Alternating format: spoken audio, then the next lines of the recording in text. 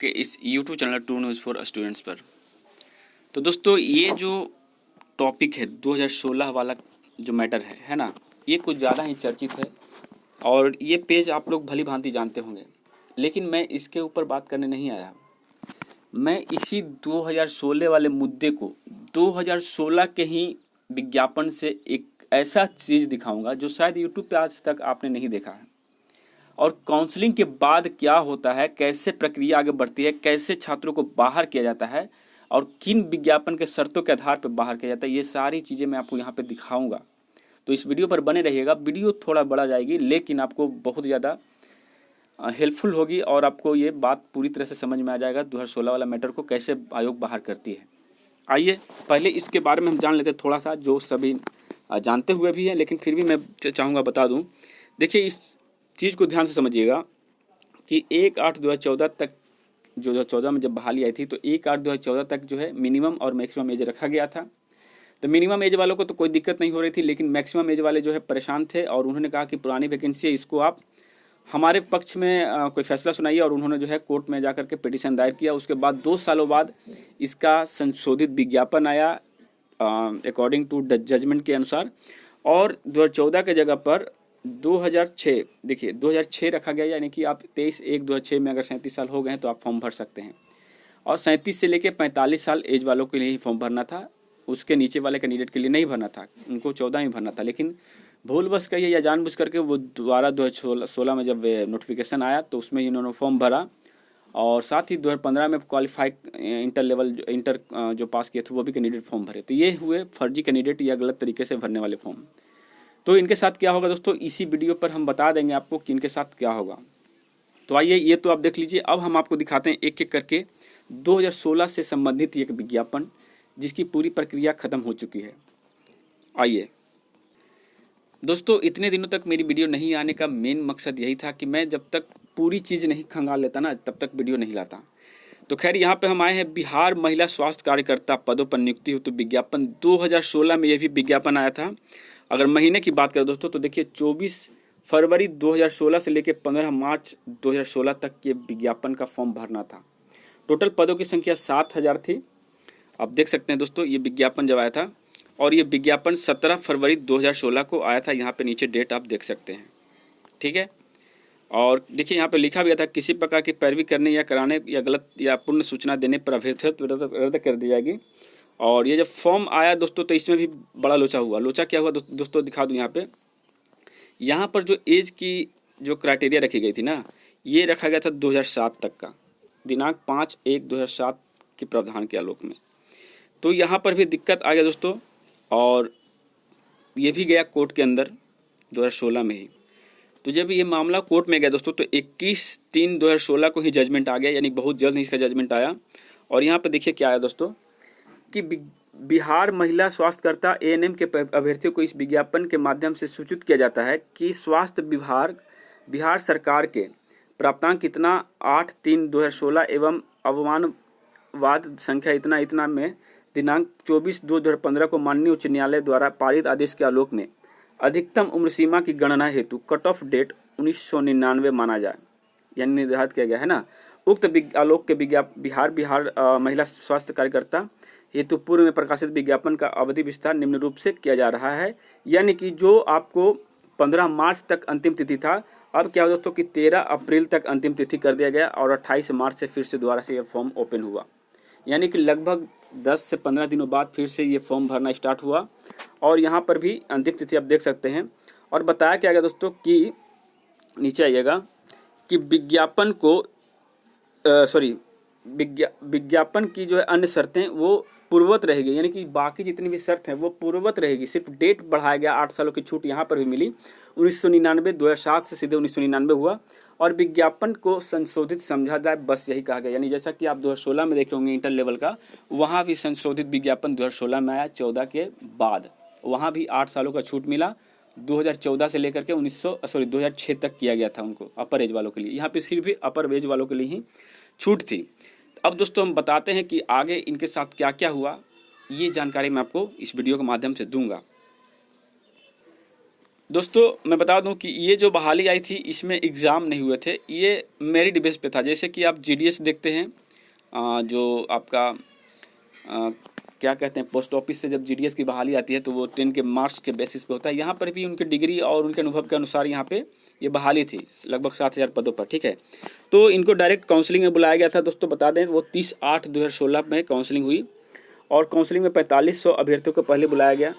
उसके बाद फिर 1500 अभ्यर्थियों को दोबारा बुलाया गया, 1800 अभ्यर्थियों को दोबारा बुलाया गया और 4200 अभ्यर्थियों को फिर बुलाया गया। यानी कि दोस्तों यहाँ पे अभ्यर्थियों की संख्या जो है वो अपना जितना भी सीट थी उससे दुगुना या डेढ़गुना बुलाया गया, ठीक है। अब आगे आते हैं दोस्तों, ये सब तो देख रहे हैं कि वो बुलाया गया जो भी है।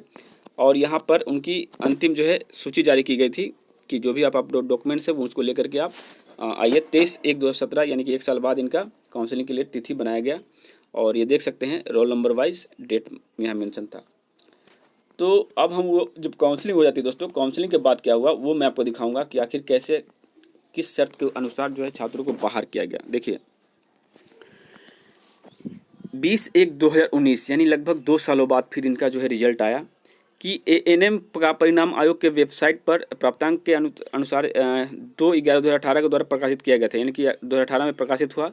प्रकाशन के परिणाम स्वरूप कुछ अभ्यर्थियों के द्वारा समर्पित अभ्यावेदन, देखिए समर्पित अभ्यावेदन, ठीक है ना, के आधार पर परीक्षा फल की पुनर्जांच विज्ञापन की शर्तों, ये मैटर देखिए, विज्ञापन की शर्तों, स्वास्थ्य विभाग के द्वारा उपलब्ध कराए गए मार्गदर्शन एवं अभ्यर्थियों के फोल्डरों में संलग्न दस्तावेजों के आधार पर की गई उक्त पुनर्जांच के आधार पर परीक्षा फल को संशोधित किया गया है। संशोधित परिणाम के आयोग के वेबसाइट पर प्रदर्शित कर दिया गया है और संशोधित परिणाम के तहत अनुक्रमांक इतना इतना इतना इतना इतना को मेगा सूची से बाहर हो गए हैं एवं अनुक्रमांक इतना इतना इतना अभ्यर्थी जो है मेगा सूची में शामिल हो गए हैं।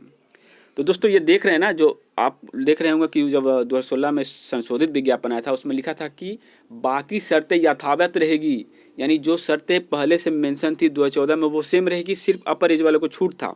तो यहाँ पर जो शर्तों का पालन नहीं किए जिन कैंडिडेट ने, उनको यहाँ पे बाहर किया गया और उनके जगह पर अब सीटें तो जब उनकी बाहर आई, जैसे मेरिट के बाद उनको बाहर किया गया जाँच के बाद, तो भाई कुछ लड़के उसमें ऐड भी तो होंगे जो खाली सीटें हुई, तो फिर से इन कैंडिडेट को ऐड भी किया गया। तो ये बात आप समझ लीजिएगा। उसके बाद मैं आपको आगे ले चलता हूं। देखिए ये है दोस्तों फिर से एक नया नोटिस आया था लगभग 6 महीने बाद 3/7/2019 को कि विज्ञापन संख्या 7,000 पदों के लिए 6,480 अभ्यर्थियों की अनुशंसा की गई थी। उक्त अनुशंसित सफल अभ्यर्थियों में स्टार मार्क, ठीक है, स्टार मार्क से अभ्यर्थी 32 अभ्यर्थी जो हैं और हैशटैग से संबंधित 25 अभ्यर्थियों की अनुशंसा स्थगित रखी गई थी। और उक्त से संबंधित सभी अभ्यर्थियों को सूचित किया जाता है कि स्टार मार्क से संबंधित सभी 32 अभ्यर्थियों का अभ्यर्थित्व विज्ञापन की कंडिका 2 में निहित प्रावधान के उल्लंघन के कारण रद्द किया जाता है और उक्त से संबंधित सभी अभ्यर्थियों की सूची आयोग के वेबसाइट पर अपलोड कर दी गई है। तो कंडिका 2 क्या है दोस्तों, वो भी मैं आपको दिखा दूंगा। यह है विज्ञापन जो 2016 में आया था और ये रहा उसका कंडिका 2। देखिए कंडिका 2 में लिखा हुआ था कि कार्मिक प्रशासनिक सुधार विभाग के संकल्प ज्ञापन संख्या 2374 एवं 16/7/2007 के आलोक में सरकारी सेवकों को 3 वर्षों की निरंतर सेवा पूर्ण कर चुके हों और उच्चतर वेतनमान सेवा संवर्ग में जाने वाले अधिकतम आयु सीमा जो है 5 वर्ष की छूट अनुमान्य है और यह 10 वर्ष की छूट अनुमान है विकलांगों के लिए। तो ये जो छूट दिया गया दोस्तों एज में, ये एज का ही मैटर था कि जिनको जितना डिस्काउंट दिया गया था उससे ज़्यादा वाले कैंडिडेट यहाँ पे फॉर्म भर दिए थे। यानी कि आपका उम्र मान लीजिए 18 साल है और आप की जो अंतिम तिथि थी मान लीजिए 25 वर्ष थी और आपका 10 वर्ष और डिस्काउंट दिया यानी 35 वर्ष, लेकिन आप 37 साल होकर के फॉर्म भरे हैं क्योंकि जब दोबारा से वैकेंसी आई थी, नोटिफिकेशन आया था तो उसमें एज 8 वर्ष का डिस्काउंट मिल गया था, तो आपने गलत तरीके से फॉर्म भरा। यही कारण है दोस्तों कि इनको भी बाहर किया। 32 कैंडिडेट को जो स्टार मार्क्स वहाँ पे दिखा रहे थे वो 32 कैंडिडेट को बाहर किया गया था और 25 कैंडिडेट को भी सस्पेंस में रखा गया था, लेकिन फिर उनको काउंसलिंग का मौका मिला क्योंकि वो सही से फॉर्म भरे थे। ये रहे 32 कैंडिडेट का लिस्ट, यहाँ पे देख सकते हैं जो स्टार मार्क्स में आते हैं। देखिए यहाँ पे बताया भी गया था एएनएम में स्टार मार्क्स अभ्यर्थी सूची जिनका अभ्यर्थित्व आयोग द्वारा रद्द किया गया है और इनको जो हैशटैग मार्क्स वाले हैं इनको बुलाया गया था। तो ये रहा दोस्तों सच्चाई जो मैंने अपनी वीडियो के माध्यम से दिखाया कि 2016-14 का मैटर क्या है और कैसे कैंडिडेट जो है फॉर्म भरते हैं गलत तरीके से और भूलवश ही सही, लेकिन फिर बाद में उनको ही भुगतना पड़ता है। किस तरह से आप देखिए प्रत्येक स्टेज में इन कैंडिडेट को बाहर किया गया। तो मेरे ख्याल से 2016 वाले जो गैर तरीके से फॉर्म भरे हैं उनसे हम रिक्वेस्ट करते हैं, भाई देखो काउंसलिंग में जाने के बाद, नियुक्ति हो जाने के बाद भी बाहर हुआ है, तो आप या तो सतर्क हो जाइए पहले से। मैं आपका विरोधी नहीं हूँ और ना ही आपका मैं साथी हूँ। एज ए एक यूट्यूबर जब हमेशा हर मुद्दे पर वीडियो बनाता हूँ, तो इस मुद्दे पर भी मैंने वीडियो बनाया, जिससे कि हो सकता है आपको भी कुछ इससे हेल्प मिली हो। और ऐसा नहीं कि मैं आपको डराना चाहता हूँ, बस जो गैर तरीका होता है उसको मैं खंडन करता हूँ यहाँ पर, और एक्चुअल कैंडिडेट के साथ हूँ। बस वही बात है दोस्तों, सरकार भी आपको जेन्युइन कैंडिडेट के ही साथ देगी, और आपको अभी फ़िलहाल फर्जी तो नहीं कह सकते हैं, आप फर्जी में गिनती नहीं आते हैं, बस यही कहेंगे कि आप गलत तरीके से फॉर्म भर दिए, जो कि नहीं करना चाहिए था। और अगर इस वीडियो से किसी को दुख पहुंचा होगा तो उसके लिए माफ़ी चाहेंगे, और जिनको अच्छा लगा होगा उनसे भी हमको ज़्यादा दिलचस्पी नहीं है, बस ये वीडियो लाने का मेरा मेन मकसद था कि सच्चाई दिखाऊं। तो चलिए इसी के साथ वीडियो समाप्त करते हैं। जय हिंद, जय भारत।